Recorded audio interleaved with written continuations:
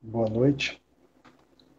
Dando continuidade às nossas disciplinas, né, de finanças corporativas, nós vamos falar, começando uma nova fase, falando uma temática que envolve risco e retorno, tá? Então, esses temas de risco e retorno, vamos falar também da fronteira eficiente, o que vem a ser, uma evolução para um modelo Capital Market Line, até o CAPM, que é o modelo de precificação de ativos de capital, que é o mais comum utilizado aí pelos práticos em finanças, tá? Então nós vamos contar um pouquinho da história e a evolução até chegar a esse modelo, para que a gente possa ter uma melhor compreensão sobre risco e retorno. A moderna teoria de finanças, essa nós chamamos de moderna, mas ela na verdade teve início mais ou menos em 1952, com esse senhor da esquerda aí, o Harry Markowitz, tá? Junto dele, outros contemporâneos que na década de 50 e 60 publicaram muitos trabalhos relevantes até o final, que vieram sendo discutidos durante a década de 70 e 80, a ponto de dar a esses três senhores aí que vocês estão chegando o Prêmio Nobel de Economia de 1990. Tá? Ainda muito do que foi discutido e desenvolvido lá atrás permanece ainda como referência até hoje. Né? Claro que não parou no tempo, mas ainda serve como um novo paradigma, um embasamento é importante que precisa ser de conhecimento de vocês, para o entendimento do que acontece. Tá? Como eu falei, esse senhor, que é o Herr Markowitz, ele lá em 52 desenvolveu a teoria de gestão de carteiras, né, de seleção de carteiras, né, como então a teoria de portfólio moderna, a teoria de portfólio, né, como nós pensamos e escolhemos uma, para tanto para gestão de risco, para conciliação de ativos, ou colocar numa carteira, as coisas que ele começou lá atrás se desenvolvendo, muitos conceitos ainda são aplicados em algumas situações hoje, em outras, obviamente, já temos alguma coisa que já evoluiu, mas a base, o conceito permanece. Então a gente precisa visitar todo esse conhecimento para entender essa jornada até agora. Quando nós estamos falando de risco e retorno, a gente tem que pensar o seguinte: ativos financeiros, né, produzem fluxo de caixa. Então, se você não precisa ser só ativos financeiros, né? Se você pensar em ações, você espera receber o fluxo de caixa na forma de dividendos, por exemplo. Se vocês compram um imóvel, você espera receber eventualmente o aluguel desse imóvel. Né? Se você tem, então, emprestou dinheiro, você espera receber os juros. Então, tudo isso são fluxos de caixa que devem ser, é, espera-se que sejam gerados, né, ou ao longo do tempo, em algum momento, a seu favor. E o risco desse ativo, ele está amarrado, intimamente ligado, né, ao risco desses fluxos de caixa. Porque que nós estamos falando desses fluxos de caixa, eles estão em algum lugar no futuro. Né? Eles estão em algum lugar no futuro e isso só por si só já gera uma certa incerteza. Mas alguns com probabilidades maiores ou menores de acontecer. Então, quando vão acontecer, em que tamanho, né, que proporção esses fluxos de caixa terão ao longo do tempo, nesse futuro que nós estamos olhando. Então, essa incerteza, né, presente nesse fluxo de caixa é o que nós estamos classificando como risco, tá? Daquele ativo. Ele é mais ou menos arriscado conforme, né, o que eu imagino que vai acontecer com os fluxos de caixa no futuro que são gerados, né, por esse ativo. Tá? Então, além de entender que a gente precisa pensar então em termos desses fluxos de caixa gerados, nós precisamos analisar que ele pode ser olhado, então, o risco de forma isolada, ou seja, uma característica específica daquele ativo que você está imaginando, né, que você está contratando, comprando, investindo, que aí ele por si só, se você alocou seu dinheiro ali, isoladamente, você só corre o risco dos fluxos de caixa associados a eles, obviamente, mas você também pode analisar isso no contexto de uma carteira, ou seja, se eu fizer diversos investimentos, né, se eu dividir o meu dinheiro em vários ativos para montar uma carteira, montar um portfólio, eu preciso não apenas, além de entender os fluxos de caixa isoladamente cada uma, eu preciso entender como eles se relacionam entre si, né? E como eles são consolidados para poder entender esse efeito total, né? Desses ativos juntos numa única carteira. Então a gente vai trabalhar conceito de risco e retorno, sempre olhando o ativo primeiramente de uma forma, numa base isolada, ele sozinho, e depois começar a ampliar para o contexto de carteiras. Tá? Essa é a lógica que nós vamos seguir aqui daqui.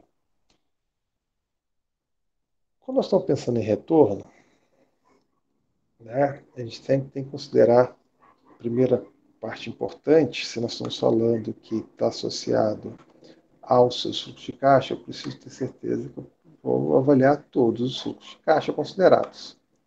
Tá? Então, eu tenho que incluir na conta desse retorno todos os ganhos, todas as fontes e canais possíveis de ganho que ocorreram em termos de fluxo de caixa.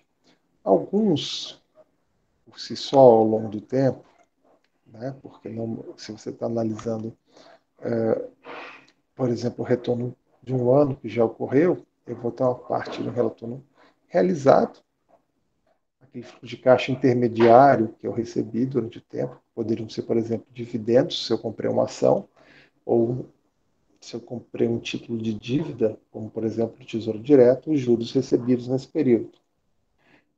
Né? Mas também há alguns fluxos de caixa que têm apenas um potencial de serem realizados, né?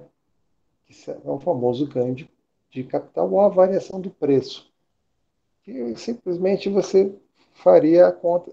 Se eu tivesse vendido esse ativo naquela data, qual seria o fluxo de caixa que eu receberia? Então, ele tem, na verdade, um potencial se você exercer esse potencial. Se não, né, se você ficou um ano, por exemplo, com uma ação, você pode calcular o retorno mensal que você obteve ao longo, mês a mês, considerando se você tivesse vendido a ação ao final de cada mês e recomprado ela, por exemplo, no seguinte, no mesmo no dia seguinte. Então, você estaria, na verdade, avaliando os retornos que você teria ocorrido, né? Mesmo que você não tenha realizado efetivamente, porque você não vendeu as ações. Então, nós temos essa ideia quando a gente olha. Claro que isso pode ser olhado em termos de passado, como pode ser olhado em termos de futuro. Né? Isso aqui seria algo como se você comprasse também, por exemplo, uma sala comercial para alugar e você então olhasse o rendimento com os aluguéis que você recebesse, seriam os realizados ao longo do tempo, mas você também pode avaliar um ganho de capital pela variação de preço do imóvel, desde que você consiga apurar com alguma precisão qual seria em períodos intermediários ou então lá ao final do momento de desinvestimento, com certeza, a hora que você vendeu, você vai conseguir apurar efetivamente a variação do preço, né, desse imóvel. Nós estamos pensando sempre bastante em termos de ações, mas, como eu disse, a ideia aqui ela é um pouquinho mais ampla. Tá? Ela vale para qualquer tipo de ativo, como eu falei, imóveis, vale títulos de dívida. Então, nós temos sempre um ganho de capital representado pela variação simplesmente do preço inicial que você tem no momento seguinte, aqui considerando o momento 1, né? Poderia ser um mês, um ano, um dia, um trimestre, mas ou seja, um intervalo de período, qual seria a variação, o rendimento que você teria de ganho com isso. Em contrapartida, qual seria o rendimento que você tem com outras fontes, outros fluxos de caixa que você receberia nesse período. Né? Aqui, por acaso, pensando em dividendos, mas como eu falei, poderiam ser, né, que dividendos é a remuneração mais comum das ações, falando de um modo geral, né? Mas qualquer outro fluxo de caixa tem que ser incluído nessa conta, tá? No caso específico de ações, né, falando no mercado de ações, esses retornos daqui de rendimento, eles não se dão, né, ele não é uma coisa específica apenas do dividendos. Nós temos, na verdade, o termo mais amplo que representa todos os ganhos possíveis que você pode ter, onde o dividendo é apenas um deles, nós chamamos de proventos. Então, qualquer remuneração que, de alguma forma, a empresa ela está dando para você, além do ganho de capital, algum outro mecanismo que a empresa está utilizando para remunerar o seu acionista de alguma forma, isso nós vamos chamar de proventos. Entre os proventos, como eu comentei, o dividendos é apenas um tipo, sendo, obviamente, o mais comum. E no caso brasileiro também, que nós temos uma figura específica, né, esse aqui, dividendos falando em termos gerais, né, e no caso brasileiro também soma-se a ele o caso do juros sobre capital próprio. Tá? Dividendos, normalmente, a lei da SA, você precisa distribuir ou 50% do seu lucro, se você não tiver nenhuma referência no estatuto da empresa, ou pelo menos 25% desde que você escreva no estatuto da empresa. Não preciso dizer que a maioria, acho que deve 100% das empresas escrevem que distribuirão dividendos mínimos, né, a 25% dos lucros anuais. Se a empresa não o fizer, ela precisa justificar. Obviamente, tem as exceções e as condições para que isso ocorra. Tá? O juros sobre capital próprio, que é uma ideia de remuneração também do acionista, tem um caráter aqui tributário um pouquinho diferente. A gente quase, para dizer que é um pouco uma jabuticaba, né? Uma criação nossa aqui, como sempre no Brasil, para corrigir uma distorção, a gente às vezes cria uma outra, né? Mas existem regras específicas e muito adicionadas do quanto a empresa pode distribuir dos seus resultados através da conta de juros sobre capital próprio. Mas esses temas de dividendos, juros sobre capital próprio, nós vamos ter uma aula de dividendos mais para o final do curso, e lá eu volto para dar um pouquinho mais de atenção. Tá? É só aqui para que a gente entenda que, além desses dois muito comuns, a gente poderia ter, por exemplo, bonificação em ações, ou seja, a entrega de ações, a empresa geraria novas ações e entregando aos seus acionistas, né? Ou seja, através da incorporação de reservas ou lucros em suspensa, simplesmente ele pega aquele dinheiro que estava armazenado na empresa, diz que é o capital social, e, então para esse transforma em novas ações e distribui essas ações de forma proporcional a todos os seus acionistas, né? E também é uma bonificação em dinheiro, que além de distribuir dividendos, também as empresas podem, nos casos, conceder participação adicional nos lucros. Mas, de novo, essas bonificações já são recursos menos comuns da gente encontrar no dia a dia, tá? Mas possível. Isso tudo, de novo, apenas com o intuito de reforçar que todos os valores, né, todos esses proventos, qualquer forma de distribuição de resultado, qualquer fluxo de caixa que você receba, né, isso vai impactar e tem que entrar no cálculo do retorno. Tá? Aqui está, obviamente, representados os casos mais comuns. Põe aqui, junto com o dividendo, você pode somar aqui o juros sobre capital próprio, tá? Caso brasileiro. Retorno. Eu queria abrir um pequeno parênteses, porque normalmente é difícil você pensar que as empresas, como por exemplo o Bradesco e outras empresas que costumam distribuir regularmente dividendos, não ao longo do ano, não de uma forma única, só numa data específica, mas às vezes ao longo do ano ele vai antecipando os dividendos conforme o ano vai andando e ele vai avaliando seus resultados intermediários. Daria muito trabalho para um indivíduo, uma pessoa como nós, né, ficar lá pegando os preços, qual é o preço da ação naquele determinado dia, naquele período que eu preciso, ficar caçando se a empresa teve ou não uma distribuição de dividendos ou juros sobre capital próprio, alguma outra bonificação para isso.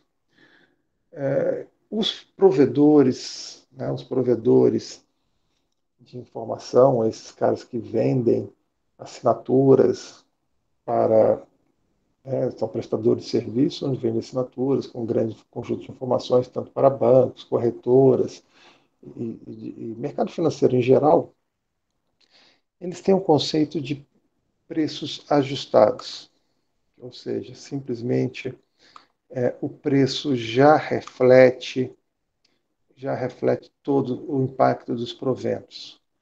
Para isso, era como se eu já estiver trabalhando com preço ajustado, eu tenho a possibilidade simples de calcular o retorno. Isso significa que você, buscando numa série histórica de preços ajustados, que já basta você fazer aquela parte que representa o ganho de capital, que é a variação do preço, porque o impacto, o impacto desses proventos já está registrado nessa série de preço, que não é necessariamente vai bater com o preço que você vê lá sendo negociado no dia a dia da Bovespa, tá? Porque esse preço aqui ele está incorporado a uma série histórica de proventos. Então, o objetivo dele é garantir que a rentabilidade possa ser calculada apenas dessa maneira, que todas essa pesquisa que você porventura precisaria fazer, então ele está te facilitando a vida, né?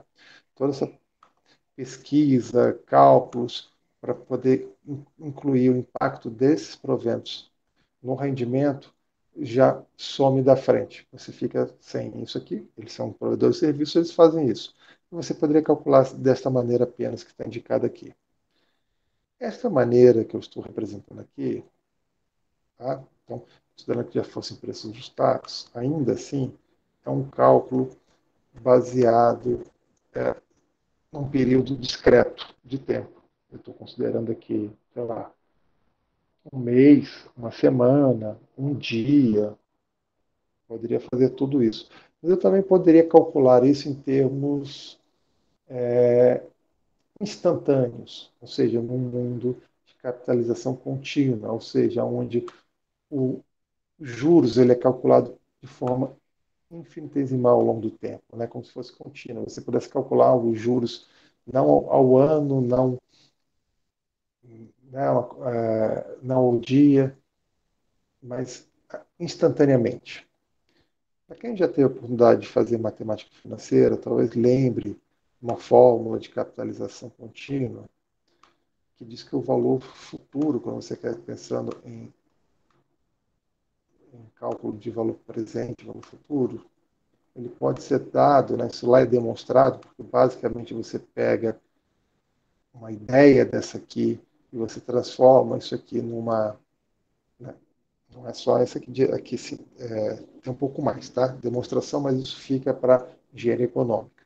Você aplica um limite nesse período de capitalização e você reduz isso aqui, você poderia reduzir isso aqui para uma taxa de juros vezes um período. Só que é um período aqui que nos interessa um, né? Então, um eu não vou nem representar. Então, você teria esta fórmula quando você está capitalizando em termos de contínuos, tá?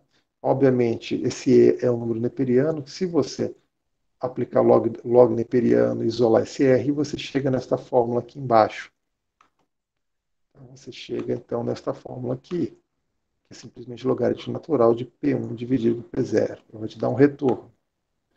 Esse retorno contínuo, ele para efeitos práticos, não é muito diferente do retorno calculado em termos discretos. Tá? Mas você pode se deparar com isso no mercado aí fora, de alguma maneira, alguém calculou, fez essa conta, ou você acessou algum livro e não entende por que ele está calculando o retorno dessa maneira e não da maneira discreta. Tem uma outra vantagem também no desenvolvimento da teoria. Nós estamos falando de teoria de risco-retorno. Quando a gente trata aqui o retorno como uma maneira contínua ao longo do tempo, isso facilita determinadas contas, como derivar e integrar. Então, para quem desenvolve a teoria, representar o retorno desta maneira pode parecer mais complicado, mas na verdade é uma simplificação, tá bom? Então, tem dois motivos. Um para o desenvolvimento teórico, né, em algumas formas, às vezes computacionais, algum desenvolvimento, alguém no mercado pode querer aplicar dessa maneira. Se você aplicar de novo no mercado, não daria um retorno, não daria diferenças significativas. É lógico que não vai bater na terceira casa decimal, mas você não teria decisões diferentes se calculado assim ou de outra maneira, tá? Da forma discreta. Então, se você encontra com isso, você já sabe do que se trata. Um outro olhar que nós precisamos dar em termos do retorno é porque ele tem, às vezes, alguns significados diferentes, tá? Que pode ser que na nossa comunicação, às vezes, se simplifique no linguajar, mas nós precisamos entender, pelo menos, em que contextos nós estamos falando e como eles são diferentes. Estou falando, obviamente, no primeiro caso, que é os retornos passados, né, os retornos realizados, é que fica fácil. Eu simplesmente estou pegando uma série histórica, né? Estou simplesmente pegando uma série histórica e olhando, olha, a partir, né, se isso aqui fosse uma linha do tempo, se isso aqui fosse um momento hoje, a gente pode olhar lá e falar, olha, esse ativo deu no passado 15% de retorno no período anterior. Um período aqui, um período atrás, vou botar aqui um menos um. Tá? Então, nisso aqui, eu estou apurando algo que já aconteceu. Então, tem todas as informações e eu calculo qual foi o retorno que já ocorreu.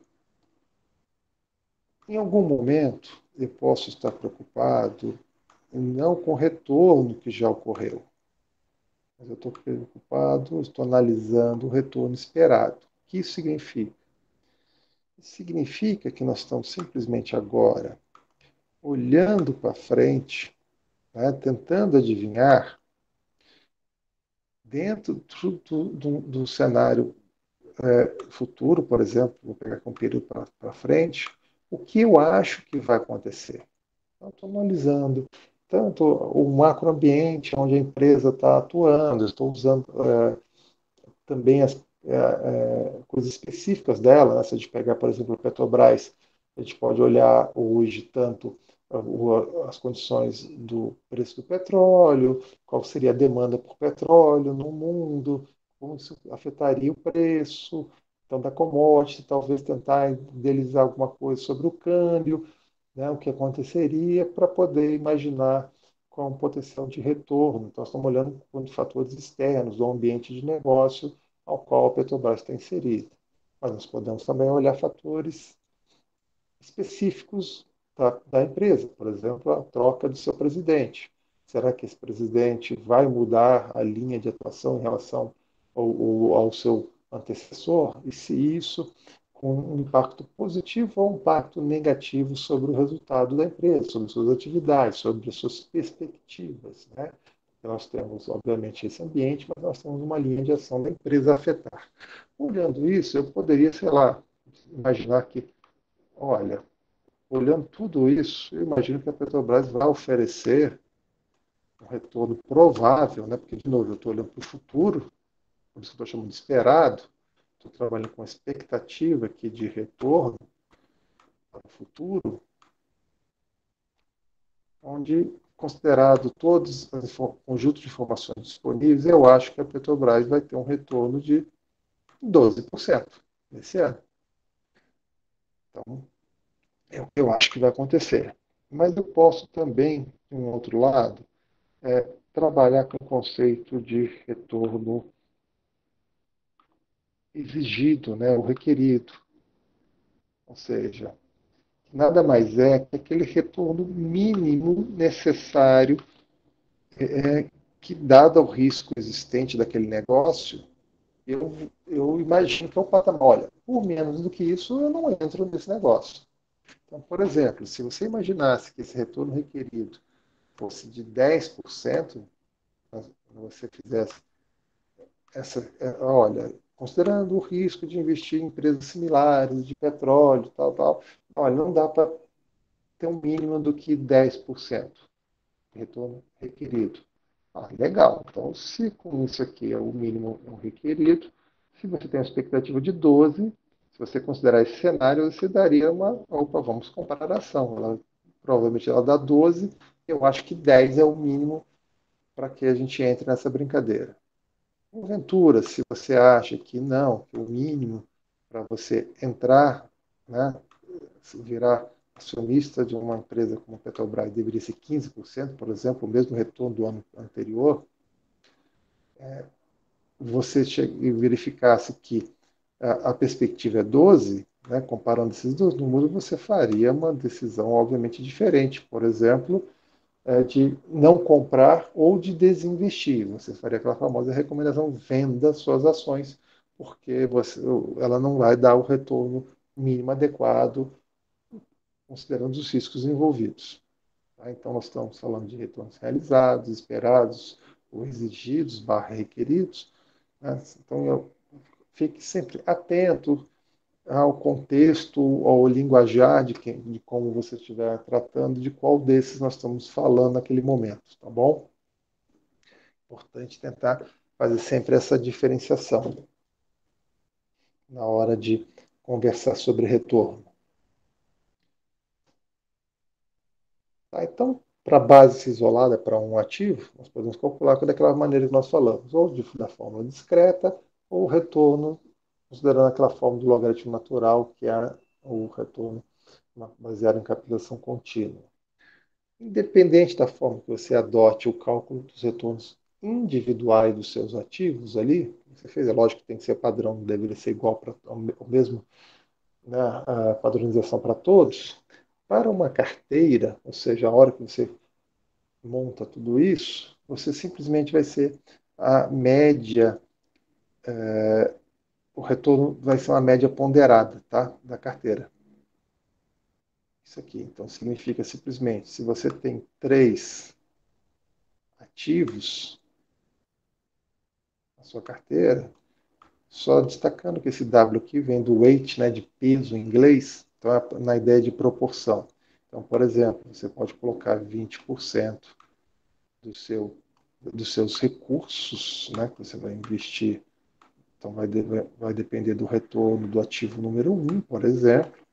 Você vai ter depois, sei lá, 30% dos seus recursos estão investidos no ativo, na sua carteira, que tem um retorno 2, então o que der o retorno 2, 30% vai impactar a carteira. Se você tiver 50% no ativo que tem um retorno 3. Então, na hora de apurar o retorno, tanto realizado ou retorno esperado da sua carteira, você vai estar sempre trabalhando com essas ideias. Então, de novo, se eu estivesse apurando, qual foi o rendimento da minha carteira? Se você manteve a sua carteira estável nessas proporções de investimento, você poderia calcular, né, olha, o retorno do último mês da minha carteira foi com base nisso aqui. Então, estou usando retornos passados, por exemplo, do último mês.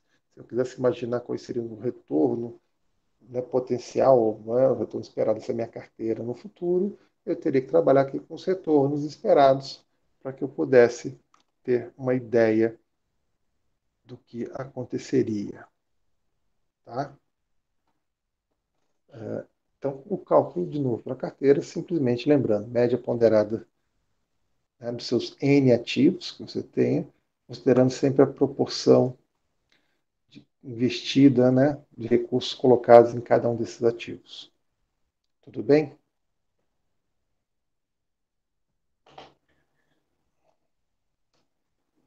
Tá. Então, nós já entendemos, já discutimos um pouco a ideia do retorno, tanto de forma isolada como no conceito da carteira. Agora vamos olhar o risco. Risco para nós está sempre ligado à condição de que mais de um resultado possível, já que nós estamos falando, né, de futuro, né, quando nós estamos tomando normalmente as nossas decisões de investimento, de alocação de recursos, nós estamos pensando em futuro, e futuro, por ter a sua natureza, da maioria daqueles fluxos de caixa que nós comentamos, incertos. Então, a gente pode considerar, por exemplo, vários cenários. Alguns cenários, né, que sejam bons, alguns podem ser pessimistas, eu posso imaginar algumas condições. Então, conforme o risco dessa diversidade de resultados possíveis e, portanto, de resultados que alcance, né, isso pode ser também, a cada um desses cenários, pode ser atribuído uma probabilidade. Então, desse resultado ser diferente daquele resultado que eu espero. Porque o que é o resultado esperado, o retorno esperado? Ele é um número que capta, né, as diversas situações possíveis, porque se traduz num número que representa. Entretanto, existem, né, outras possibilidades, outros cenários e outras probabilidades de você ter número diferente desse número que você está considerando. E isso vai ser uma métrica de risco para a gente. É claro, da mesma maneira que nós estamos falando em termos de retorno, eu preciso também pensar em riscos individuais, de cada ativo tem o seu, mas também na hora do contexto de carteiras, tá? Na hora que a gente coloca isso junto, isso dá um entendimento diferente, tá bom? Funciona um pouquinho diferente. Até por trás que a gente pensa da ideia de diversificação, né? Será que compensa a ideia e a estratégia de diversificação? Para que a gente possa olhar nesse cenário, estou imaginando aqui distribuições discretas, ou seja, nós estamos imaginando apenas três cenários. Estamos olhando aqui três cenários, como se fosse um cenário pessimista, um cenário provável e um cenário otimista. Cada um desse cenário pessimista e o cenário otimista, que são os extremos, eles têm a probabilidade aqui de 25% de ocorrência. Tá? O cenário mais provável tem uma probabilidade de 50%. Isso vale para cá, para o ativo A pelo ativo B. Então, nós estamos olhando assim, ó, são três cenários. Nesse cenário pessimista, o ativo A vai dar um retorno de 13%. Ele tem um retorno aqui provável de 15%, com 50%, e num cenário otimista ele daria 17% de retorno. Nesse ativo B, ele também tem um retorno também provável, com 50% de chance, de ser o valor de 15%. Só que no cenário pessimista, ele vai dar aproximadamente não, vai dar 7%, e aqui no cenário otimista, ele tem um impacto de 23%. Então, de novo, se você calcular aqui o retorno esperado, considerando como retorno esperado, né, esse retorno nós estamos considerando que como esperado como uma somatória, sendo a probabilidade de cada célula, né? Essa aqui é para ser um símbolo somatório, aqui é para ser a probabilidade de cada cenário, e aqui o retorno esperado que ocorre em cada cenário, né? Então, eu acho que vai ocorrer. Isso aqui, simplesmente somando essas coisas, a gente acha esse retorno provável. Nesse exemplo didático escolhido, esses foram os valores, eles são simétricos, ou seja, os cenários pessimista e otimista têm a mesma probabilidade de 25% e são equidistantes. Né? Se você olhar aqui, tem daqui 13 para 15 tem 2 e de 15 para 17 tem 2. Aqui de 7 para 15 tem 8 e daqui para 23 tem 8 também. Tá?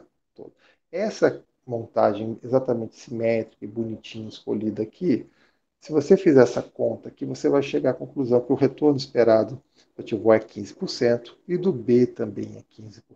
Seriam os retornos esperados. Mas, obviamente, quando eu comentei que nós estamos preocupados com a probabilidade de ser diferente, também as probabilidades são equivalentes de 25%, né, que são os cenários para lá e para cá. Mas, entretanto, olha a diferença. Se eu ficar com os cenários aqui, eu tenho uma diferença pequena, né?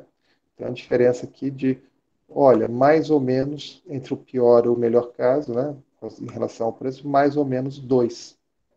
Então, legal. 13 é diferente do resultado que 15. É, mas não é uma coisa tão longe, distante de 15.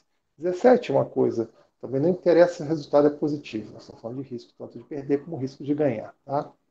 As probabilidades.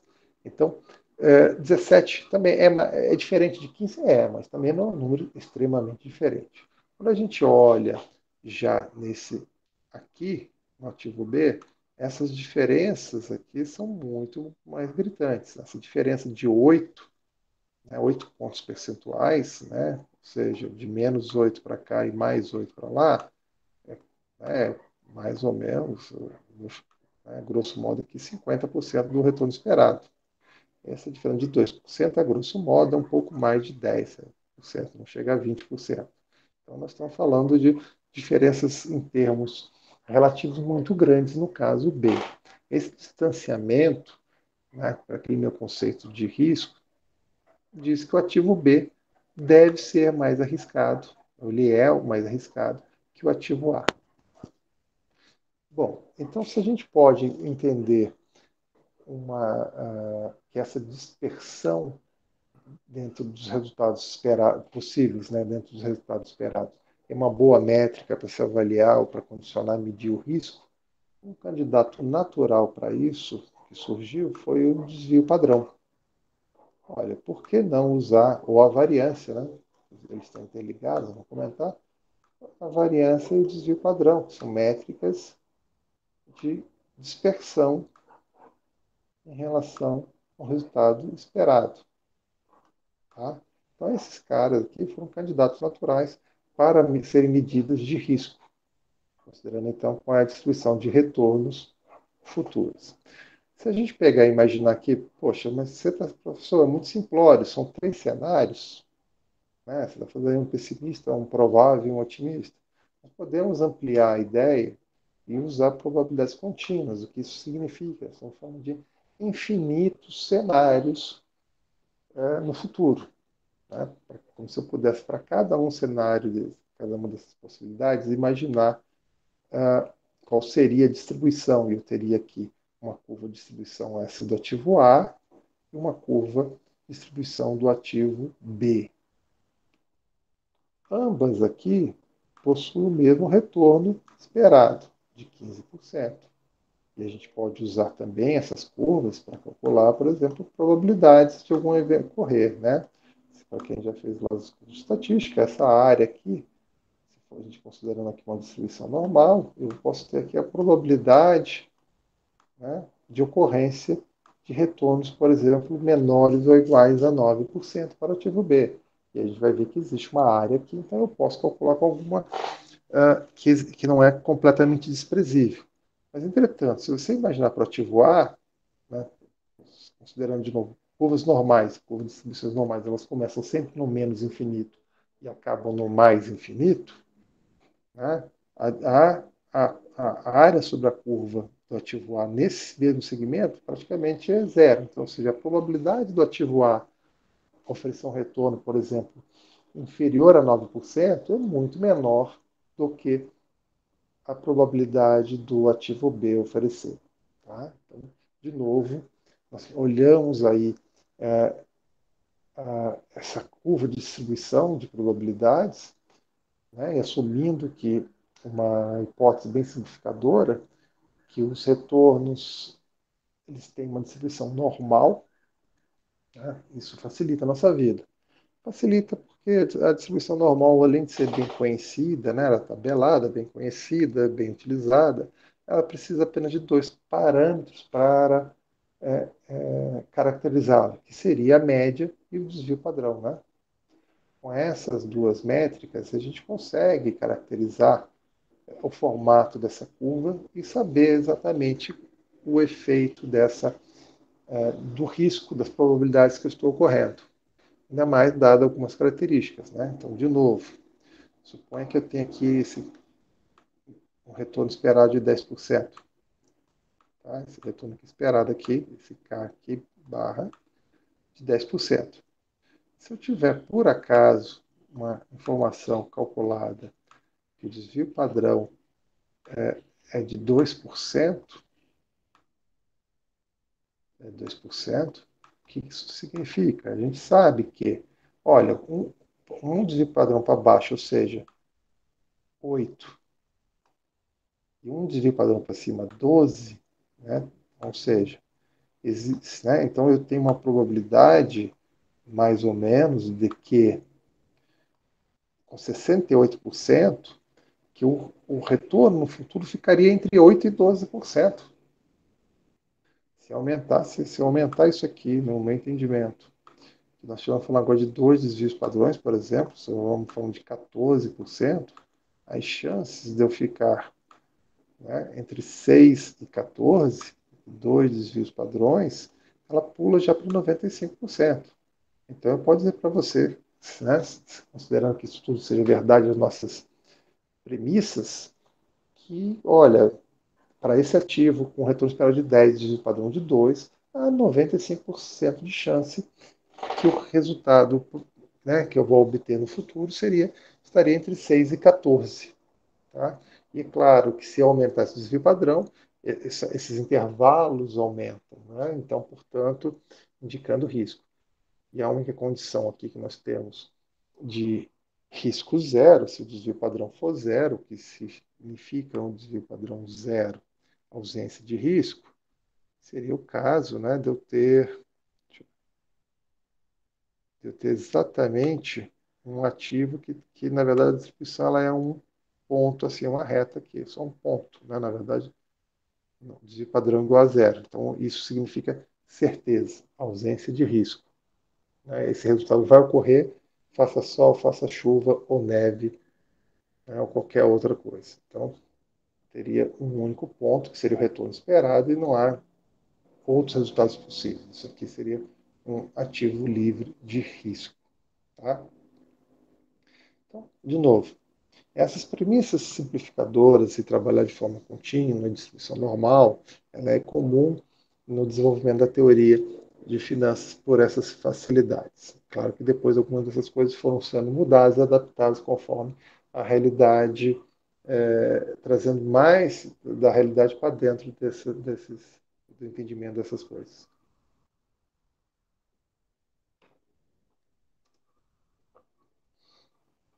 Com isso, nós podemos calcular o risco de ativos individuais. Nós temos algumas, né? A primeira coisa, a gente sempre precisa lembrar que a ideia, né, que variância e desvio padrão estão intimamente ligados, né? Que a variância é o desvio padrão ao quadrado, ou se você preferir, o desvio padrão é a raiz da variância, né? Se você preferir.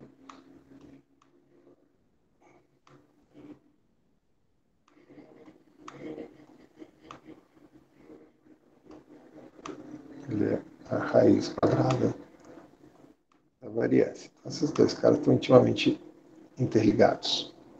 O que nós temos aqui é que se eu estiver trabalhando com cenários que tenham probabilidades diferentes de ocorrer no futuro, eu posso utilizar para calcular isso aqui, onde simplesmente essa variância seria dado para que você calcula primeiro o retorno esperado, depois o desvio multiplicado pela probabilidade de ocorrência de cada um dos cenários. Então eu posso, que nem naquele cenário que nós tínhamos lá de 0,25, 0,5, né, que era 50%, naqueles três cenários, daqueles exemplos ali atrás, bastaria botar aqui 0,25, 0,75, desculpa, 0,25, 0,50 e 0,25, né? Essa é a probabilidade dos três cenários. E multiplicar por essa diferença aqui ao quadrado. Isso vai te dar a variância. Só que, então eu estou olhando de uma maneira e calculando probabilidades diferentes. Mas em algumas situações eu posso querer imaginar que as probabilidades são iguais. O que significa probabilidades iguais? Se você imaginar que houvesse 5 cenários, cada um teria 20% de chance de ocorrer. Isso é como se você pegasse 5 bolinhas exatamente iguais, numerasse de 1 a 5, colocasse dentro de um saquinho, botasse a mão lá as cegas e tirasse. A chance de tirar qualquer um desses cenários é um quinto. Né? Ou seja, porque elas têm as mesmas chances iguais de 20% cada uma de ocorrência. Tá? Então, a gente pode perceber que no campo das probabilidades iguais, na verdade, o que nós estamos, esse 1 sobre n aqui, ele está relacionado com, diferenciando desse aqui, pelo a ideia de que as probabilidades de ocorrência são iguais, tá bom? Só que nós temos aqui o cálculo, eu não sei o quanto vocês já... Opa, vou voltar. Eu não sei o quanto vocês já trabalharam lá em estatística, mas nós temos aí a ideia de variância, né, ou desvio padrão, tanto populacional como amostral. O que eu preciso só lembrá-los aqui em termos é que quando nós temos a população é conhecida, quando a população é conhecida e eu preciso tirar uma amostra dela, eu quero saber exatamente quais seriam as características dessa amostra, né? Ou seja, eu estou indo da população para a amostra, eu quero saber as características da amostra, né? Quais são as chances de eu tirar uma bolinha branca num saquinho que tem 3 bolinhas brancas e 5 vermelhas. Né? Então, estamos falando de características da amostra. Nós estamos falando aqui do mundo das probabilidades. E aqui eu tenho muito conhecimento sobre a minha população. Né? A população não é uma coisa desconhecida para mim. Eu estou trabalhando num cenário onde eu tenho bastante conhecimento sobre isso aqui, então eu posso calcular, por exemplo, os dados, né, da distribuição da população.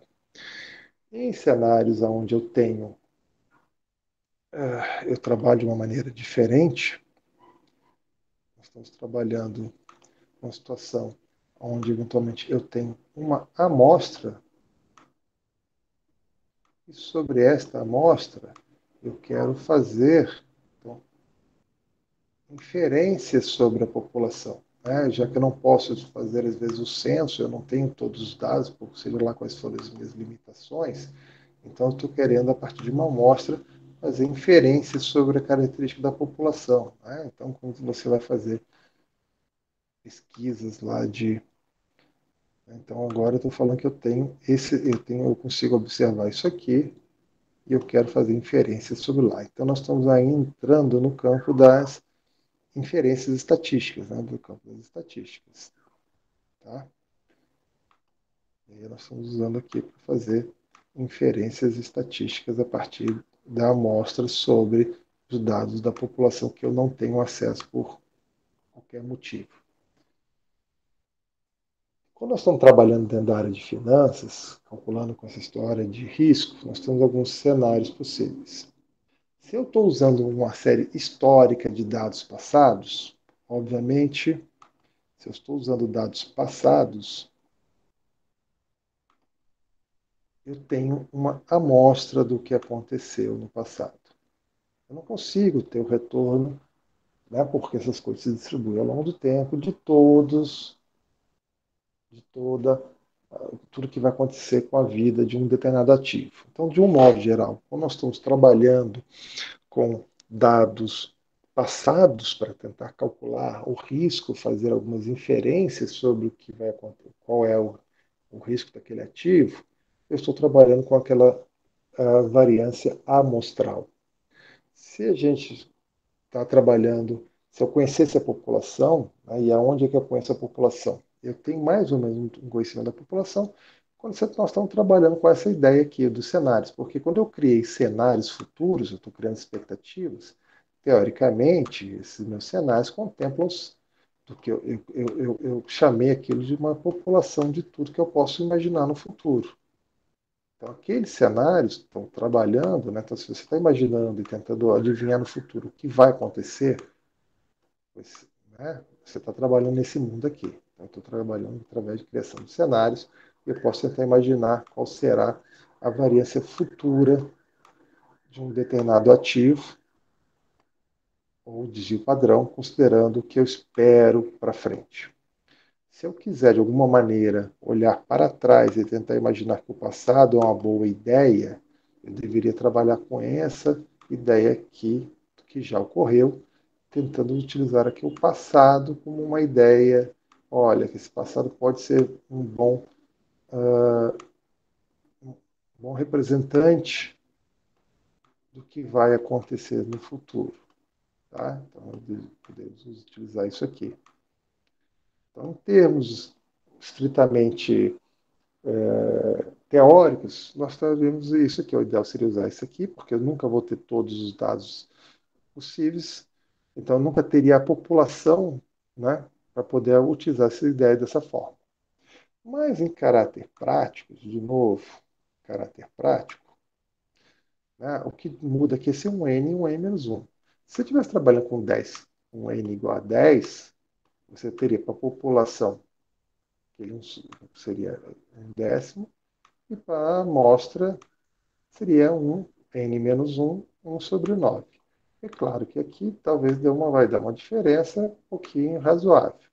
Mas se você começar, por exemplo, a trabalhar com dados, que você houvesse 1.000 dados, 1 sobre 1.000 e 1 sobre 999, não vai dar nenhuma diferença significativa em termos de valor. Tá? Então, essas coisas começam a se aproximar para amostras muito grandes, isso aqui acaba ficando irrisório, essa diferença entre usar um ou outro caso. Tá bom? Então, se você começar a usar muitos dados. Então, né, fica esses comentários sobre o cálculo da variância do desvio padrão para essas variáveis, tá certo? Nós temos. Então, ótimo. Nós conseguimos, em algum momento, identificar, olha, a ideia de retorno esperado. Temos aqui uma ideia já de uma medida de risco. Né? Então, estou olhando para cada um desses 4 ativos aqui, por exemplo, ações. Estou olhando, já sei para cada um deles qual é o retorno esperado e já sei qual é o desvio padrão, ou seja, uma métrica de risco, considerando essas questões de imaginar sempre o futuro, do que vai acontecer.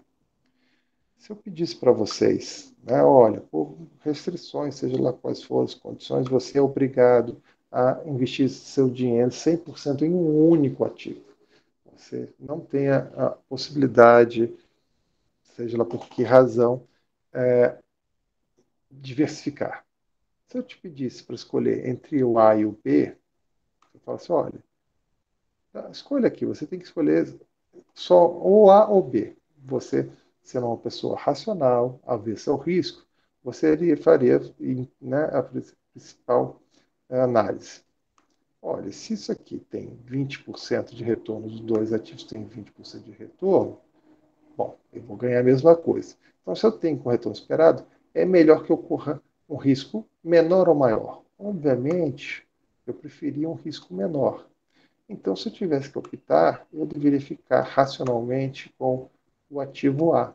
Por quê? Dado que eles ambos têm o mesmo retorno esperado, é melhor ficar com aquele que tem o menor risco envolvido. Né? Isso seria mais racional da minha parte, já que eu também sou avesso ao risco. Se eu fizesse essa mesma questão para vocês em relação ao ativo C e D, olha, agora você precisa escolher um desses dois para investir. Você faria a seguinte análise, né? De novo, sendo nas mesmas condições, avesso ao risco, né? A um agente racional, nós deveríamos aqui, olha, dado o mesmo nível de risco que eu tenho agora, eu deveria escolher entre os dois o que tem o maior retorno. Isso seria o racional da minha parte. Então, eu deveria ficar com esse ativo C. Tá? Então, assim, se as minhas situações fossem tão simples de escolher entre aqueles ativos que têm o mesmo retorno esperado ou o mesmo risco, ficaria fácil. Mas imagine num mundo onde você tem um conjunto muito grande de ativos e que, com certeza, né, isso não acontece. Né? Isso provavelmente vai ser a exceção e não a regra da gente encontrar essas comparações simples. Então, por exemplo, se eu tivesse que escolher entre o ativo A e C, né, seriam, por exemplo, eu já eliminei que o A é melhor que o B e que o C, mas e agora, entre o A e o C? Eles não detêm, né, a princípio, é um critério tão fácil de observar, já que eles possuem riscos, retornos esperados diferentes e componentes de risco. E a pergunta que cabe é: esse risco a mais que o C oferece, ele também oferece uma remuneração superior. Mas será que essa remuneração superior de 20% para 30%, ela é atrativa, dado esse aumento de risco de 15% para 24%? Essa é a questão que se põe agora para você na prática. Para poder ajudar a resolver esse probleminha, a gente também vai na estatística, onde nós fomos buscar lá variâncias de padrão, e a gente busca o conceito de coeficiente de variação. Esse cara relaciona simplesmente o desvio padrão pela média. Se você for olhar lá, o que é a desvio padrão pela média? No nosso caso, desvio padrão pela média simplesmente eu estou olhando em termos de risco, né, que é o desvio padrão. Nós vamos interpretar isso em relação ao retorno. Então, nós estamos fazendo uma avaliação, uma métrica que está colocando risco e retorno, para me ajudar a tomar essa decisão. É claro que esse coeficiente de variação, então, está mostrando quantas unidades de risco eu estou correndo para cada unidade de retorno que eu espero obter. Se eu fizer essa continha, a gente vai encontrar esses valores que já estão plotados aqui, colocados nessa tabela. Né? E, de novo, lembrando que eu estou analisando a quantidade de risco para cada unidade de retorno que eu espero obter. Olha, se é o risco para cada unidade de retorno que eu espero, eu gostaria de ter o menor risco possível. Então, o racional aqui seria escolher o que tem o menor coeficiente de variação. Se nós olharmos 4 casos, o que oferece o menor coeficiente de variação ele é exatamente o 0,75. Então, esse ativo A, quando a gente olha em termos de relação risco-retorno, ele é o que oferece a melhor relação, seria a minha decisão mais racional. Professor, mas se eu ficar em dúvida de como é que interpreta isso? Se você ficou em dúvida de como interpreta isso, vá para o caso base de novo. Qual que é o caso base? Aqueles onde as coisas são iguais. Se você reparar aqui, quando eu te pedi para escolher entre o A e o B, e você falou que o A era melhor, você percebe que o A tem um coeficiente de variação menor. Quando eu pedi para você escolher entre o C e o D, né, nos cenários que são fáceis de análise, onde ou o risco ou o retorno são iguais, você também vai perceber que você escolheu também o dado que tem o menor coeficiente de variação. Tá? Então, quando você optou 2 a 2, você já escolheu o menor coeficiente de variação. Quando nós ampliamos isso para uma seleção total entre todos eles, a lógica do que é melhor continua valendo, que é o menor coeficiente de variação sobre o conjunto total. Tá? Ele só me oferece 0,75% de risco para cada 1% de retorno esperado. Tá? Então, ele fica atrativo nesse ponto de vista. Tudo bem? Algum comentário? Alguma pergunta? Tá? Fiquem à vontade para abrir o microfone e perguntar. Se alguém, por acaso, mandar uma mensagem aí e eu não perceber, se um colega quiser me avisar, fique à vontade também, caso alguém use o chat, tá? Então, isso seria se eu sou uma pessoa que estou presa a situação onde eu não posso diversificar os meus ativos. Eu sou obrigado a alocar de uma forma total. Então, eu deveria olhar o coeficiente de variação aqui.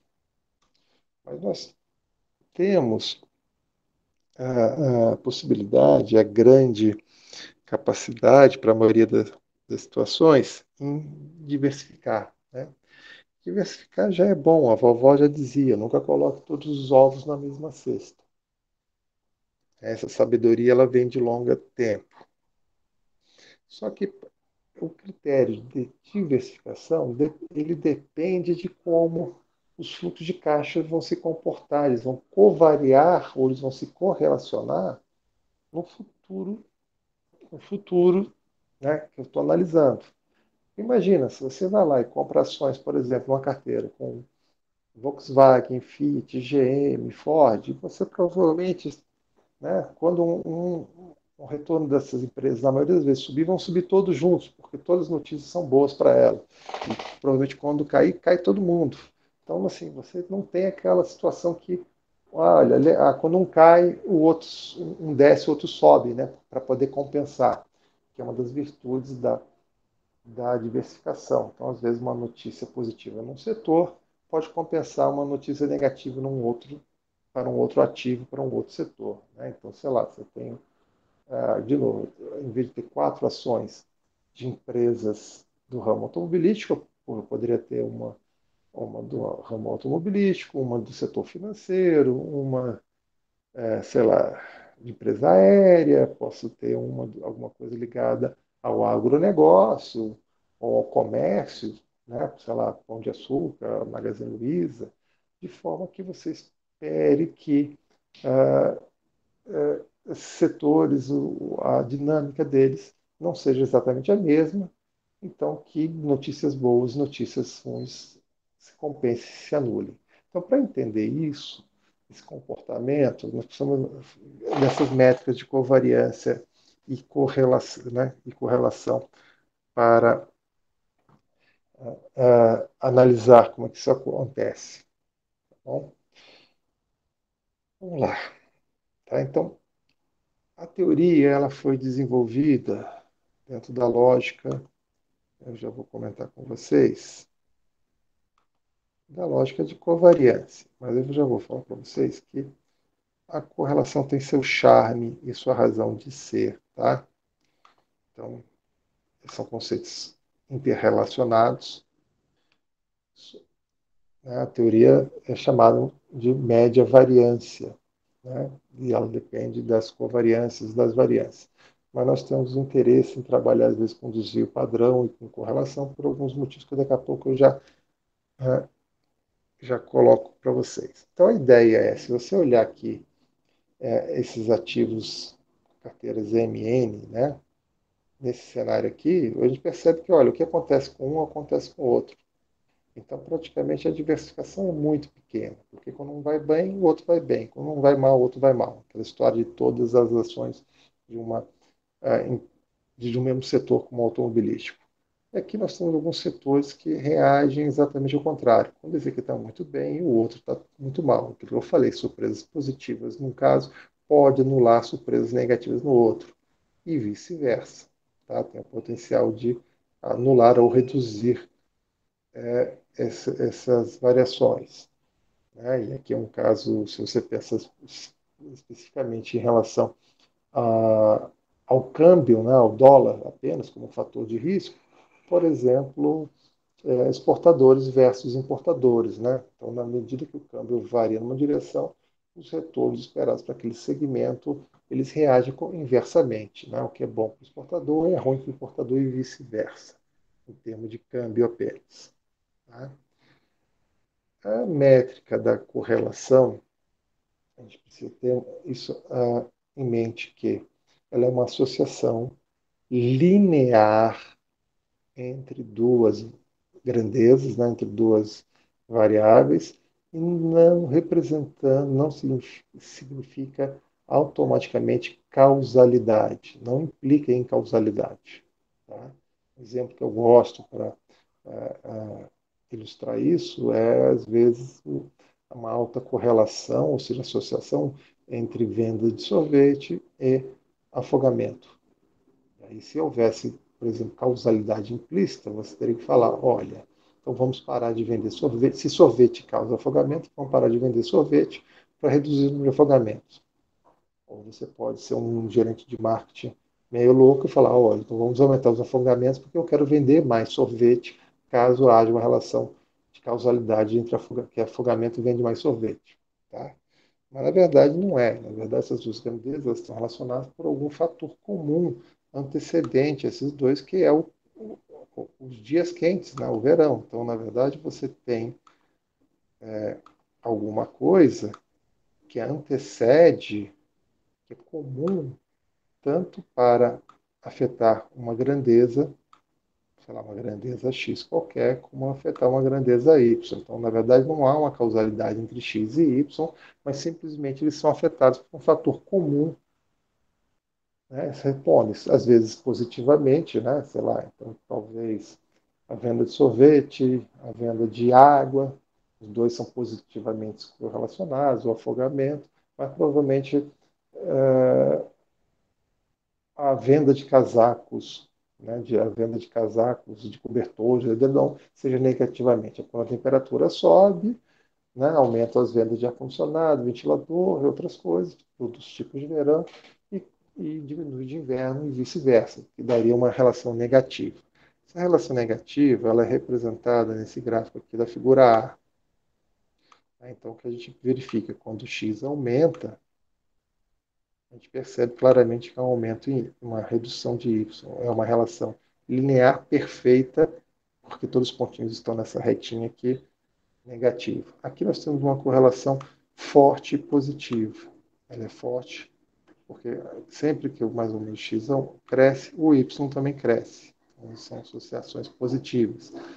Elas não são completamente perfeitas, mas são fortes porque não estão todos os pontinhos alinhados em cima dessa reta aqui, tá bom? Que representa, é melhor que representa esses pontinhos que você está vendo. Quando você olha aqui no caso C, é impossível você fazer alguma associação entre x e y.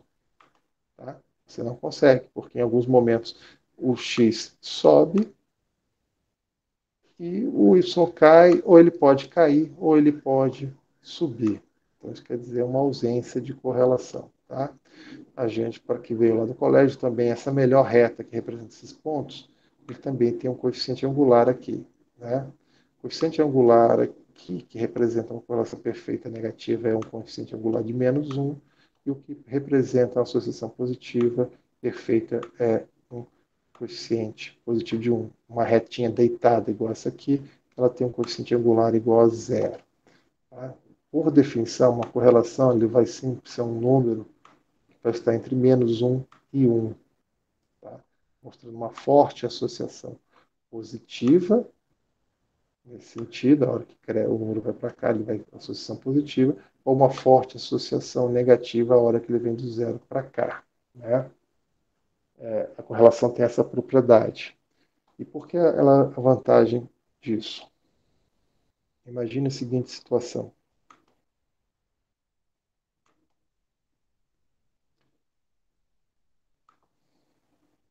Imagine que a gente queira saber, olha, qual é olha, estão havendo vários lançamentos de imóveis numa determinada cidade.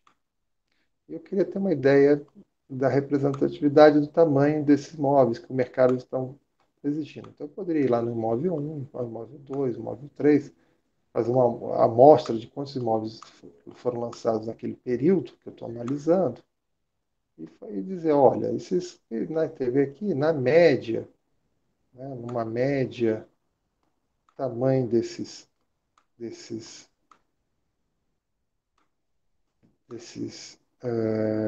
apartamentos ou lançamentos de casas, eles tiveram na média 100 metros quadrados. Então, nós pegamos lá, calculamos a média, deu bonitinho 100 metros quadrados. Tá? Fizemos lá uma tabelinha, lançamos todos os pontos e calculamos a média. Fui lá e calculei a variância. Deixa eu ver isso aqui. Eu fui lá e falei, olha, tudo bem, mas qual é a dispersão disso? Se você lembra um pouquinho lá da fórmula da variância, a hora que você calcular esta variância, ela poderia dar, por exemplo,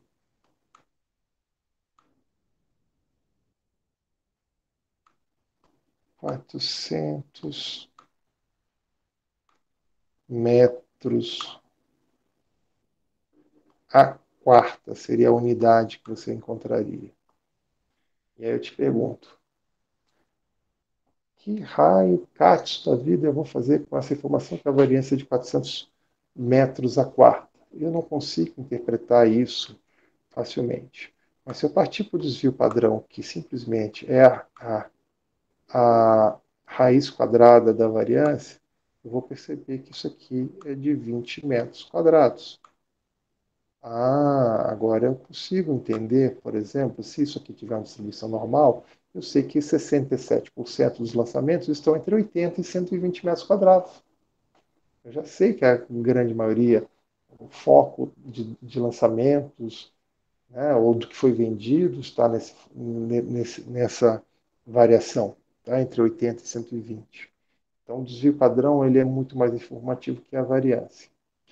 Se eu quiser continuar na minha análise e a gente avançar essa análise e ficasse também, incluísse o preço dos imóveis, nós temos de antemão uma ideia de que, olha, quanto maior o imóvel, maior o preço, né? Então, eu esperaria uma associação positiva entre o metro quadrado e preço.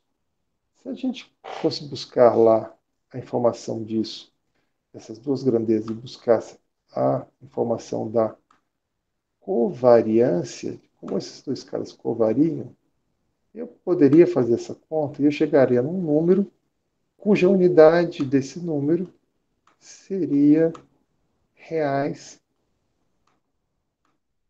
que multiplica metro quadrado. E aí, independente desse número, eu teria uma grande dificuldade de interpretar, né? Seja lá qual for, como é que eu interpreto um número, né, que tem essa ordem de grandeza? E esse número ele depende de como eu vou medir esse preço, de como eu vou medir os metros quadrados. Se você botar o preço em milhares, se você botar o preço em milhões, né, dependendo da sua unidade, isso aqui vai ser afetado, essa medida de covariância. Entretanto, se eu fizer uma padronização da covariância e buscar o conceito de correlação, eu posso encontrar, por exemplo, uma correlação, a correlação primeira, ela é sempre adimensional, ou seja, não tem uma unidade. Tá? E isso aqui poderia dar, por exemplo, 0,8. Opa, 0,8, sei lá, então uma forte associação positiva, indicando que quanto maior o imóvel, realmente os preços são maiores. Tá? Conforme era esperado. Então, eu consigo interpretar esse número com uma facilidade maior do que se eu tentar interpretar covariância e variância. Então, assim, são números mais fáceis da gente degustar e dar um significado prático, o desvio padrão e a correlação. Tá? Mas todo o modelo aqui é montado na ideia de variâncias e covariâncias, tá? Não se iludam.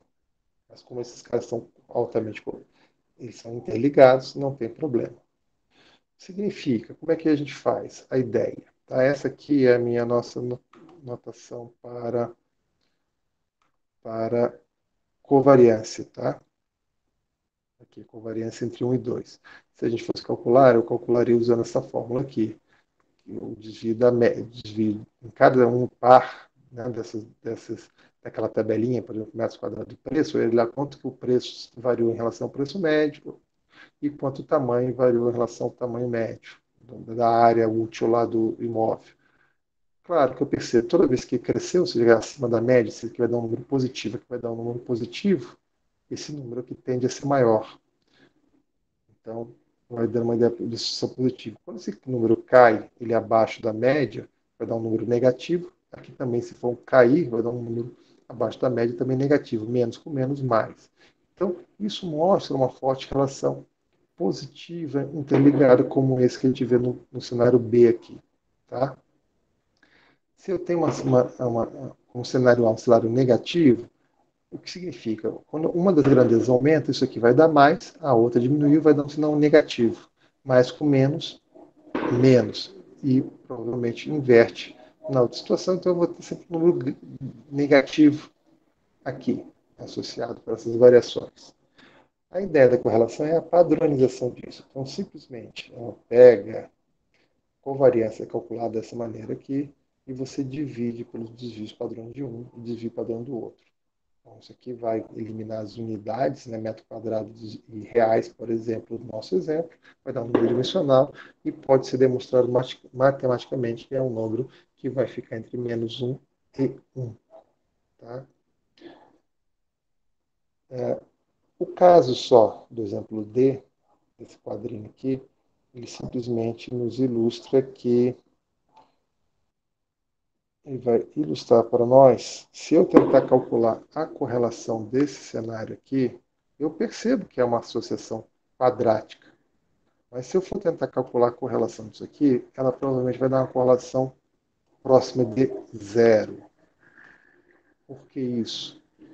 Porque o que nós comentamos, a associação aqui, apesar de existir, né, a gente vê a forma quadrática aqui, que existe uma razão, uma associação entre os dois. Mas a correlação, ela busca associações lineares, conforme comentado anteriormente. Então, ela está buscando sempre qual é uma reta que traduz, né, representa melhor o comportamento, essas tendências de comportamento que a gente observa no A e no B.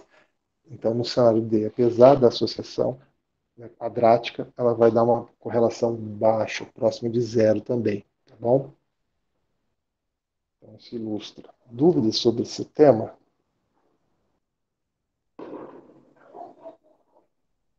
Seguindo em frente. Primeira má notícia. Né, o risco não é simplesmente a média ponderada dos riscos individuais. Tá bom? Porque ele também depende do que nós falamos lá da covariância, de como covariam essas grandezas. Tá? Aqui só está reforçando aquela equação que nós já colocamos ali, já tinha colocado para você. Como é que se calcula a correlação a partir da covariância dos padrões. E aqui, né, isso eu posso estabelecer, né, a partir disso aqui, basta pegar o que está no denominador, passar para lá multiplicando, e eu tenho um cenário que nós estamos vendo aqui, que a covariância é igual à correlação de 1, a correlação de 2, desculpa, desvio padrão de 1 vezes desvio padrão de 2 vezes a correlação entre 1 e 2. Certo? Então é assim que eu também posso calcular essa covariância, dado que eu tenho as outras informações de correlação, por exemplo. Quando a gente olha o caso específico de dois ativos, que é o caso mais simples de variação, né? Onde eu tenho a capacidade simplesmente, né? É a variação mais básica, a diversificação mais básica que eu posso fazer. Eu tenho aqui onde o retorno se dá através da média ponderada entre o retorno individual de cada um. Entretanto, pode ser demonstrado, mas a gente não, eu pelo menos gosto de deixar essas demonstrações lá para Finanças 1, para quem tiver interesse em cursar, né, onde se trata mais, de uma maneira mais profunda essas coisas. Pode ser demonstrado sem muito esforço que a variância de uma carteira ela vai ser dada por essa equação, né, de dois ativos. Aqui o que eu tenho? O peso, esse peso aqui, lembrando, é assim mesmo que está aqui. É a proporção que eu tenho do ativo, o quadrado aqui. Aqui esse termo aqui, né? Então aqui eu tenho a mesma proporção, né? Esses números são aquelas proporções, ou seja, a quantidade de dinheiro que eu coloquei em cada um dos meus ativos. Depende da variância do ativo 1, depende aqui da variância do ativo 2 e da covariância entre eles, né? Duas vezes aqui esses caras. Eu tenho uma condição de contorno, Estou sempre assumindo que a soma dos meus recursos vale 100%. Né? Então, o W1 e o W2, a soma, ou seja, você pode investir 30% num, desde que invista 70% do seu dinheiro no outro. Né? Pode ser 50-50, pode ser 10 num, 90% no outro, não tem a ver. Então, seriam esses os parâmetros a serem incluídos nessa equação.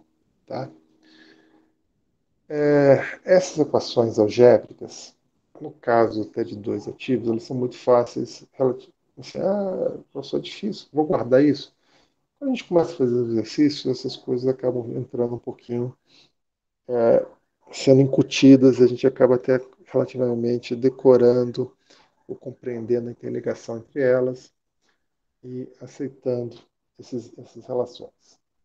Mas existe uma notação para isso aqui, que é a notação matricial. Professor, matriz, você quer matar do coração? Assim, a parte das matrizes é porque quando você começa a trabalhar com um grande número de matrizes, de ativos, a parte, por incrível que pareça, de cálculo computacional para a realização das operações, eles se simplificam. Então, é claro que para quem vai fazer na unha, pode parecer uma grande dificuldade, mas para quem tem o desejo de automatizar, fazer rotinas, isso já existe uns montes por aí, tá bom? Tem um exemplo lá para como se faz no Excel, algumas coisas, inclusive no artigo que eu disponibilizei para vocês, o material de leitura, tá? Então, se você fizer isso, a forma do retorno ela fica dada dessa maneira que nós estamos vendo aqui. Simplesmente a matriz aqui 1 por 2, a matriz 2 por 1, onde aqui estão os pesos, as suas proporções investidas em cada um, e aqui os retornos esperados para cada um dos seus ativos. Se você tem essa conta aqui, para quem lembra um pouquinho de matriz, o resultado final vai sair uma matriz que tem esses elementos aqui, o número de linhas aqui, e o número de colunas desse segundo cara aqui. Então, obviamente, isso aqui, como é de esperar, vai ser necessariamente um resultado de uma matriz que tem um número 1 por 1. E é exatamente o que nós estamos esperando, que é um número 1 por 1 é um número que é o retorno da carteira. Certo? Então, se você tiver N ativos, gostaria de botar W1, 2, 3, 4 aqui e botar aqui nessa outra matriz coluna R1, 2, 3, 4 e sair fazendo a parte matemática aqui com N ativos. No caso do cálculo da variância da carteira que está aqui, ela simplesmente também você precisa fazer uma multiplicação agora dos pesos aqui, uma matriz, né, um vetor aqui, uma matriz linha aqui, uma matriz coluna aqui, no final também com os mesmos pesos e proporções existentes. Então, essas matrizes elas são simplesmente, a outra é uma que a gente chama de matriz transpostas, né? E aqui no meio que nós temos uma coisa importante que eu já vou abrir um comentário. Se vocês estiverem lembrados, no final disso aqui também vai ser um resultado, vai ser uma matriz que tem o tamanho desse número de linhas da primeira e o número de colunas da segunda. Portanto, também não é surpresa que o resultado aqui seja apenas uma matriz 1 por 1, porque eu estou esperando apenas um número, que no caso aqui é a variância desta carteira, tá? Para medir o risco. Que essa matriz aqui do meio, ela tem uma coisa interessante que a gente precisa conhecer, tá? Essa aqui é o que a gente chama de matriz de variâncias e covariâncias. Qual é a lógica com que ela é montada? Então, se você tivesse aqui, imagine aqui, ativo 1, ativo 2, ativo 3, até o ativo N que você tenha. Então, aqui, de novo, aqui eu tenho o ativo 1, o ativo 2, o ativo 3, até um ativo N. Eu vou colocar, onde é 1 com 1, ou seja, na diagonal, eu vou ter a variância do ativo 1. Na 2 com 2, eu vou ter aqui a variância do ativo 2.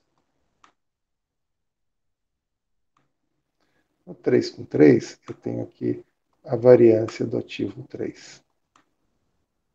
Essa matriz tem a característica de ter na sua diagonal as variâncias. Isso vai perseguir até que eu tenha a variância de n, né, dos retornos esperados.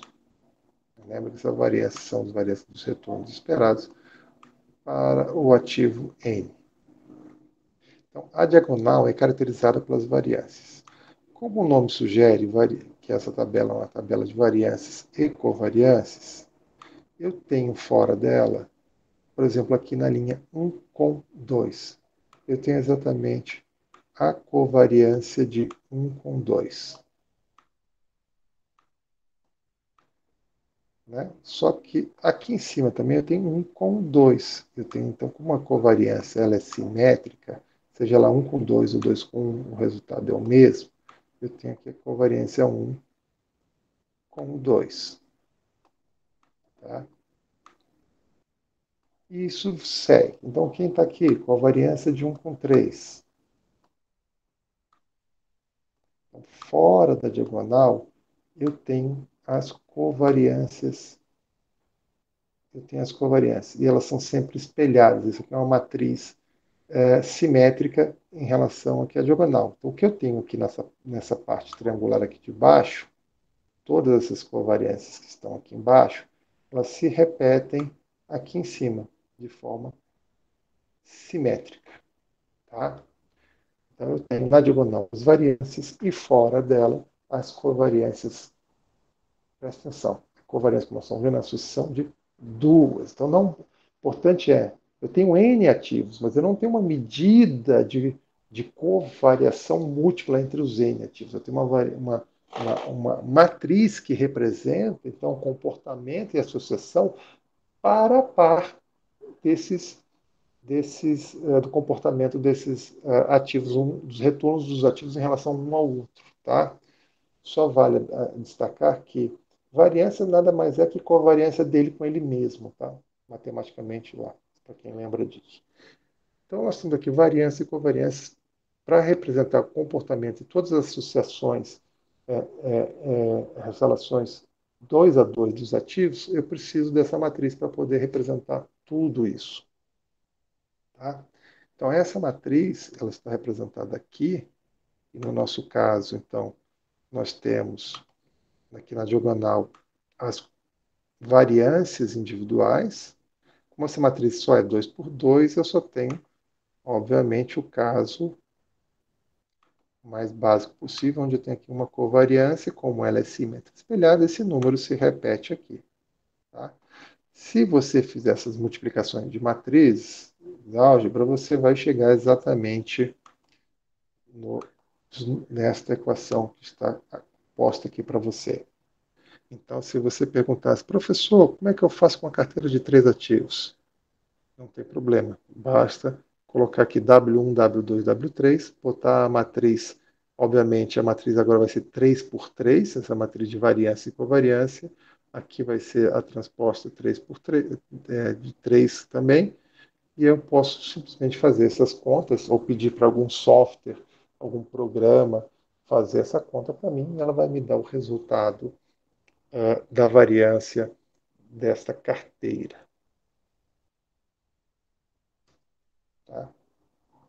Se a gente pegar um exemplo bem básico aqui, para ilustrar isso, imagine que nós tenhamos apenas dois ativos, ativos A e B. Os ativos A e B estão com os seus retornos já esperados, ou seja, considerando cenários futuros, já estão com seus retornos também, né, os riscos desses retornos já esperados aqui. E a medida de associação entre essas duas grandezas foi dada aqui para você, não em termos de covariância, mas foi dada em termos de correlação, dizendo, olha, é uma correlação positiva abaixo de 0,2. Tá? E pergunta. Aí vem a pergunta-chave, que está qual é o retorno esperado de desvio padrão para uma carteira composta? Estou dizendo 45% de A e 55% de B. Tá? Então, perceba, a decisão aqui da montagem da carteira, ela se restringe basicamente à escolha dos Ws, do WA, a quantidade do ativo A, e do WB, a quantidade do ativo B que eu desejo comprar. Porque o retorno esperado já está dado, essas características que estão dadas aqui em cima, são características relacionadas ao ativo e às minhas análises. Então, isso aqui, a princípio, não depende da quantidade que eu vou comprar de A e de B.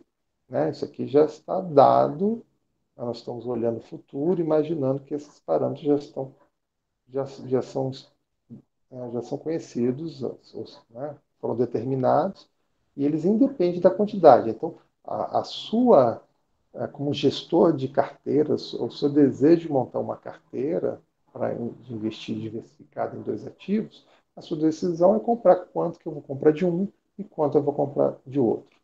Nós estamos aqui propondo 45% de A e 55% de B. Para calcular o retorno do ativo, ótimo, a coisa fica até sem maiores problemas, porque, como nós falamos, isso aqui é a média ponderada. Então, qual é o WA? A quantidade que eu vou comprar do A. Aqui, 45. Qual é a quantidade que eu vou comprar do B? Eu já escolhi que é isso aqui que eu quero comprar. O retorno esperado de A está dado aqui. O retorno, nós falamos, já foi analisado e disse, ó, esse cara tem o potencial de dar 12% de retorno esperado e o B tem 20% de retorno esperado. Faz essa média ponderada e a gente vai falar, olha, isso aqui tem um potencial de dar um retorno de 16,4%. Perceba apenas que, né, aqui nós estamos falando com retorno entre 12 e 24. Desde que esse WA e WB sejam positivos,